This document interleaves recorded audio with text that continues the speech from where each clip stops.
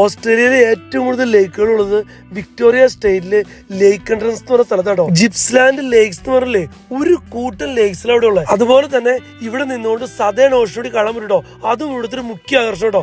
അങ്ങനെ ഒരു സ്ഥലത്തേക്കാണ് നമ്മൾ ഈ വർഷത്തെ ആദ്യത്തെ ട്രാവല്, അതും ഫാമിലി ആയിട്ട് കേട്ടോ. ഇവിടുത്തെ മുഖ്യ ആകർഷണമല്ലേ ഇവിടുത്തെ ലേക്കുകൾ തന്നെ കേട്ടോ. അതുപോലെ തന്നെ കുട്ടികളൊക്കെ ആയിട്ട് വന്നിട്ടില്ലേ, അവർക്ക് കളിക്കാൻ പറ്റിയ വിശാലമായിട്ടൊരു പാർക്ക് കേട്ടോ ലേക്കിനോട് ചേർന്ന്. ഇവിടെ വരാണെങ്കിൽ ഒട്ടും മിസ് ചെയ്യാൻ പാടില്ലാത്തൊരു സംഗതിയാണ് ഇവിടുത്തെ ക്രൂസ് ട്രിപ്പ്.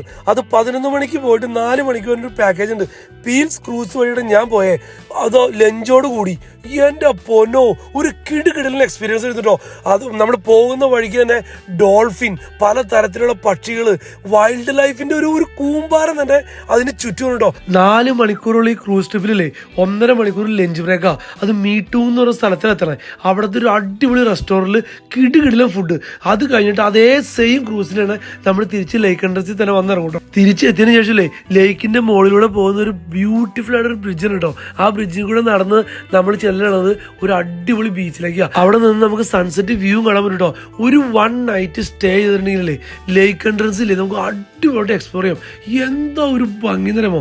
ഓസ്ട്രേലിയ ഇപ്പൊ പക്ക സമ്മറാ. ഈ സമ്മറിൽ ഫാമിലി ആയിട്ട് സ്കൂൾ വെക്കേഷനിൽ പോകാൻ പറ്റിയ ഇങ്ങനത്തെ ഒരു സ്ഥലമല്ലേ വേറെ ഉണ്ടാവില്ല കേട്ടോ. വീഡിയോ ഇഷ്ടമായി കഴിഞ്ഞാൽ ലൈക്ക് ചെയ്യാനും ഫ്രണ്ട്സിനും ഫാമിലിക്കും ഷെയർ ചെയ്യാൻ മറക്കരുത് കേട്ടോ. Thank you.